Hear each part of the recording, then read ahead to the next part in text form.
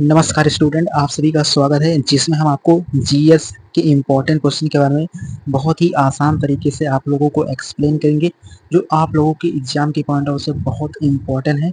आप एसएससी का देखेंगे या रेलवे का देखेंगे या आपके और भी जो इम्पोर्टेंट एग्जाम होते हैं उन सभी के पॉइंट ऑफ से क्लास इम्पोर्टेंट है। बस फोकस आप अपना सामने रखना, बहुत बेहतर तरीके से इन क्वेश्चन को समझ पाएंगे। शुरू करते हैं आज का पोर्शन क्या है उसके बारे में, जो कि बहुत इम्पोर्टेंट है।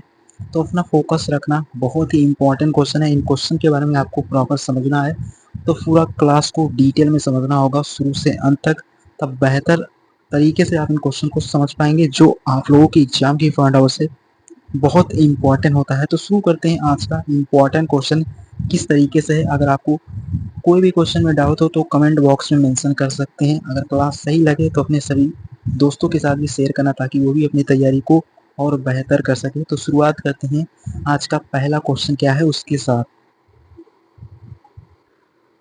तो इस तरीके से आपका फर्स्ट क्वेश्चन है जो कि बहुत इंपॉर्टेंट है। मेंशन भी इसमें किया है कि जीवाणुओं की खोज सर्वप्रथम किसने किया था, तो बहुत इंपॉर्टेंट। तो इसके बारे में आपको क्लियर होना चाहिए कि जो जीवाणुओं की खोज करने वाले हैं वो आपके ल्यूवेनहॉफ ने जीवाणुओं की खोज किया था। बहुत इंपॉर्टेंट है, सीधा एग्जाम में छपने वाला क्वेश्चन है। एंड सेकेंड क्वेश्चन ये भी बहुत इंपॉर्टेंट है कि दूध से दही के रूप में जमने का कारण अगर आपसे पूछेगा तो ये भी बहुत इंपॉर्टेंट है कि दूध से दही जमने के रूप में जो कारण होता है उसका वो लैक्टोबैसिलस जो होता है, उसी के कारण दूध से दही के रूप में जमने का कारण होता है। तो लैक्टोबैसिलस ये आपको क्लियर होना चाहिए, बहुत इंपॉर्टेंट है। एंड 3 नंबर के बारे में बात करें तो फलों का अध्ययन क्या कहलाता है, तो ये भी क्वेश्चन आपका बहुत इंपॉर्टेंट है कि फलों का अध्ययन अगर आपसे पूछेगा तो फलों का जो अध्ययन होता है उसे पोमोलॉजी कहते हैं। ये आपको क्लियर होना चाहिए, बहुत इंपॉर्टेंट क्वेश्चंस हैं। तो इस तरीके से इन क्वेश्चन के बारे में आपको प्रॉपर समझ हो गया होगा, बट बहुत इंपॉर्टेंट है। एंड इसी तरीके से अगले क्वेश्चन के बारे में बात करें तो अगला क्वेश्चन भी आपका बहुत इंपॉर्टेंट है, बट आपको ये समझना होगा कि दूध से दही के रूप में जमने का अगर कारण पूछ लेगा तो ये आपको। एंड उसके बाद फोर्थ नंबर क्वेश्चन ये भी अपने आप में बहुत इंपॉर्टेंट है। मेंशन किया है कि पीतल किन दो धातुओं का मिश्रण होता है, तो फोर्थ नंबर क्वेश्चन ये भी बहुत इंपॉर्टेंट है। तो पीतल आपका जो है वो किन धातुओं का मिश्रण होता है, तो तांबा और जस्ता, इन दो धातुओं का पीतल क्या होता है, मिश्रण होता है। ये पॉइंट भी आपको समझना था, बहुत इंपॉर्टेंट है। एंड उसी प्रकार 5 नंबर क्वेश्चन बहुत इंपॉर्टेंट है एग्जाम के पॉइंट ऑफ व्यू से, कि जो आपका होता है कि पागल कुत्ते के काटने से कौन सी बीमारी होती है, तो ये भी आपको क्लियर होना चाहिए कि जो पागल कुत्ता होता है उसके काटने से जो बीमारी होती है वो आपको हाइड्रोफोबिया होता है। ये आपको क्लियर होना चाहिए कि जो पागल कुत्ते के काटने से बीमारी होती है वो आपका हाइड्रोफोबिया होता है। तो ये आपको क्लियर हो गया होगा, बहुत इंपॉर्टेंट है। एंड 6 नंबर इसमें मेंशन किया है कि किस रंग का। एंड उसके बाद 6 नंबर क्वेश्चन ये भी अपने आप में बहुत इंपॉर्टेंट है कि किस रंग का तरंग दैर्ध्य अधिकतम होता है, तो आपका जो सबसे अधिक तरंग दैर्ध्य किस रंग का होता है, तो आपका लाल रंग का तरंग दैर्ध्य सबसे अधिक होता है। ये आपको क्लियर होना चाहिए। और पागल कुत्ते के काटने से जो बीमारी होती है उसे हाइड्रोफोबिया कहते हैं, ये भी आपको क्लियर होना चाहिए। एंड जो पीतल किन धातुओं का मिश्रण होता है, तो तांबा और जस्ता का जो होता है वो मिश्रण होता है आपका पीतल। तो इस तरीके से आप 6 क्वेश्चन को भी बहुत इजीली समझ गए होंगे, बहुत इंपॉर्टेंट है आप लोगों के एग्जाम के पॉइंट ऑफ व्यू से। एंड बढ़ते हैं अगला क्या है उसके बारे में। तो उम्मीद करता हूँ आप इन क्वेश्चन को बहुत बेहतर तरीके से समझ पाए होंगे, बहुत इंपॉर्टेंट है आप लोगों की एग्जाम के पॉइंट ऑफ व्यू से। एंड बढ़ते हैं अगला क्वेश्चन क्या है, और ही इम्पोर्टेंट क्वेश्चन है कि जीएस बहुत ही इम्पोर्टेंट होता है आपके रेलवे की एग्जाम में, क्योंकि यहाँ पर जीएस बनता है और बहुत ही अच्छी तैयारी आपको करना है। तो इस तरीके से आप हमसे जुड़ भी सकते हैं। आपको प्रॉपर जीएस एंड जीके के क्लास के बारे में डिटेल में एक्सप्लेन किया है, जो आपकी तैयारी को और बेहतर कर सकते हैं। तो बढ़ते हैं अगला क्या है उसके बारे में।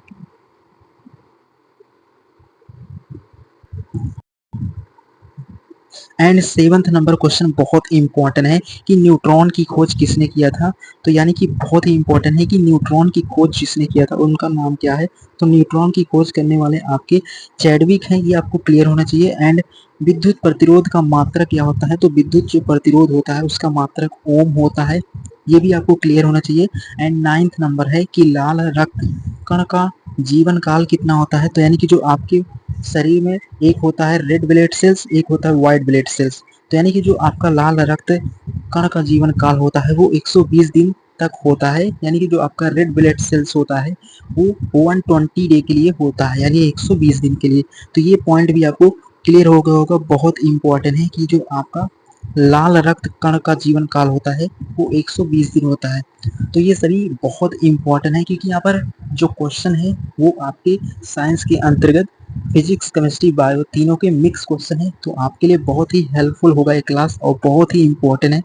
एंड बढ़ते हैं अगला क्वेश्चन क्या है उसके बारे में जो कि और इम्पोर्टेंट है।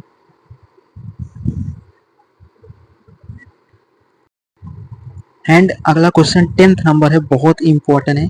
मेंशन किया है इसमें कि दूध की शुद्धता मापने के लिए हम किस यंत्र का प्रयोग करते हैं, तो आपका जो दूध होता है उसकी शुद्धता को मापने के लिए आप किस यंत्र का प्रयोग करते हैं, तो ये भी आपका बहुत इंपॉर्टेंट है। तो दूध की शुद्धता को मापने या मेजर करने के लिए हम लैक्टोमीटर का प्रयोग करते हैं, बहुत ही इंपॉर्टेंट है, सीधे एग्जाम में छपने वाला। एंड अगला क्वेश्चन आपका बहुत इंपॉर्टेंट है कि दूध की शुद्धता का मापना यानी कि इसको किस में मेजर करते हैं, तो दूध की शुद्धता को मेजर करने की जो यंत्र प्रयोग किया जाता है वो आपका लैक्टोमीटर होता है, ये आपको क्लियर होना चाहिए, बहुत ही इंपॉर्टेंट है। और उसी प्रकार 11th नंबर क्वेश्चन भी आपका बहुत इंपॉर्टेंट है कि गोबर गैस में मुख्य रूप से कौन सी गैस पाई जाती है, तो मीथेन गैस का यानी कि मुख्य रूप से पाया जाता है मीथेन गैस, ये आपको बहुत ही इजीली समझ हो गया होगा। एंड 12वां क्वेश्चन के बारे में बात करें तो इसमें भी मेंशन किया है कि जो प्रकाश वर्ष किसकी इकाई है, तो प्रकाश वर्ष जो है वो आपकी दूरी की इकाई है, तो ये आपको याद रखना होगा कि प्रकाश वर्ष वो दूरी की इकाई है, ये आपको समझना था, बहुत इंपॉर्टेंट था, बहुत ही इंपॉर्टेंट है क्योंकि इसमें हर तरीके के क्वेश्चन आपके रिवीजन हो रहे होंगे, फिजिक्स बायो एंड केमिस्ट्री तीनों के मिक्स क्वेश्चन है और बहुत ही इंपॉर्टेंट क्वेश्चन है, इजी है, कुछ अच्छे लेवल के भी हैं।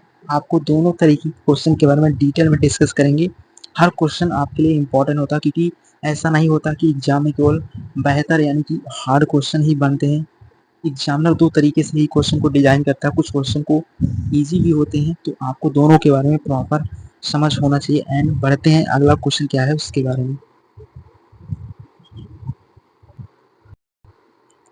एंड अगला क्वेश्चन आपका बहुत इंपॉर्टेंट है, तो इसमें मेंशन किया है 13 नंबर है, मेंशन किया है कि केचुए की कितनी आंखें होती हैं, तो जो केचुए होते हैं उनकी कितनी आंखें होती हैं, तो उनकी कितनी आंखों की संख्या होती है, तो केचुए जो होते हैं उनकी आंखें नहीं होती हैं, ये आपको क्लियर होना चाहिए, बहुत इंपॉर्टेंट है। एंड उसी प्रकार 14 है, बहुत इंपॉर्टेंट है, मेंशन किया है इसमें कि राष्ट्रीय विज्ञान दिवस कब मनाया जाता है, तो 28 फरवरी को यानी कि 28 फरवरी को राष्ट्रीय विज्ञान दिवस को हम सेलिब्रेट करते हैं रमन प्रभाव के लिए, यानी कि जो सीवी रमन थे उनके लिए ही 28 फरवरी को विज्ञान दिवस को हम क्या करते हैं, सेलिब्रेट करते हैं। एंड 15 नंबर क्वेश्चन जो है वो भी आपका बहुत इंपॉर्टेंट है, मेंशन किया है इसमें कि भोजन में उपस्थित ऊर्जा को मापा किस में जाता है, यानी कि जो आपके भोजन होते हैं उसमें उपस्थित ऊर्जा को हम किस में मेजर करते हैं, तो आपका कैलोरी में मेजर किया जाता है, ये आपको क्लियर होना चाहिए।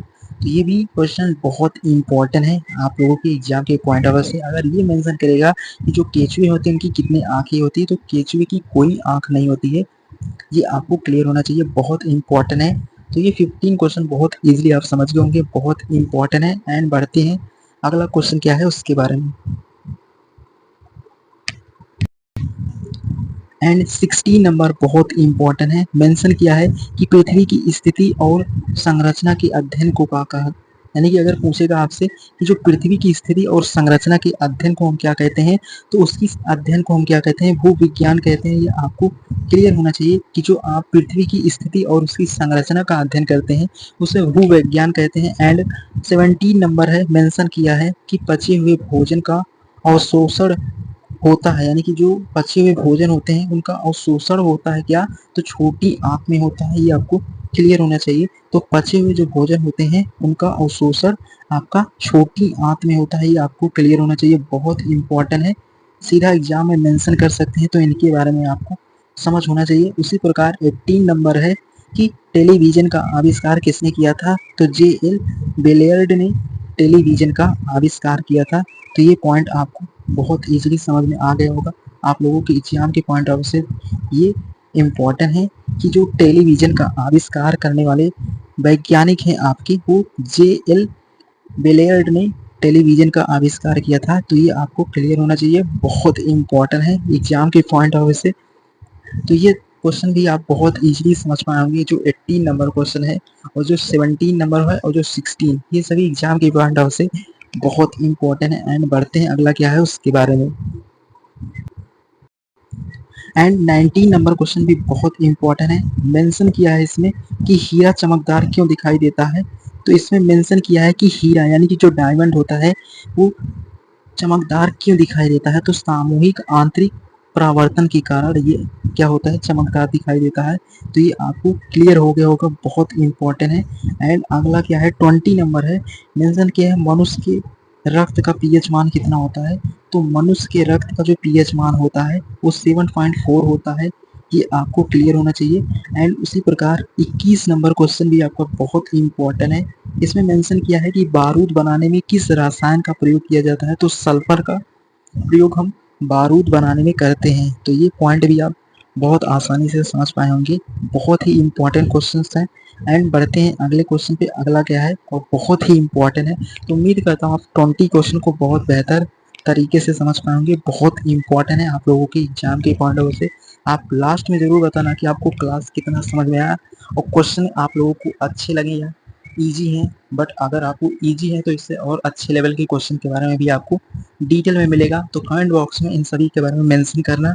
22 के बारे में बात करते हैं, वो क्या है उसके बारे में। तो आपको एक प्रैक्टिस सेट में हम 25 क्वेश्चन के बारे में। एंड उसके बाद 22 है, इसमें मेंशन किया है कि पृथ्वी पर सबसे अधिक मात्रा में पाए जाने वाला धातु तत्व कौन सा है।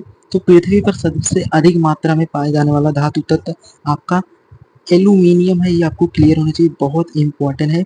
सीधा एग्जाम में मेंशन कर सकता है कि पृथ्वी पर सबसे अधिक मात्रा में पाने वाला धातु तत्व जो है आपका वो एल्यूमिनियम है, बहुत ही इंपॉर्टेंट है। उसके बाद 23 है, मोती मुख्य रूप से किस पदार्थ का बना होता है। तो कैल्शियम कार्बोनेट का बना होता है। ये भी आपको क्लियर होना चाहिए, बहुत इंपॉर्टेंट है कि जो मोती मुख्य रूप से किस पदार्थ का बना होता है। तो कैल्शियम कार्बोनेट का। तो ये भी आप बहुत ईजिली समझ पाओगे, बहुत इंपॉर्टेंट है। एंड उसके बाद 24 है, बहुत इंपॉर्टेंट है कि मानव शरीर की सबसे अधिक मात्रा में कौन सा तत्व पाया जाता है। यानी कि मानव शरीर में सबसे अधिक मात्रा में जो तत्व पाया जाता है वो आपका ऑक्सीजन होता है। ये आपको क्लियर होना चाहिए।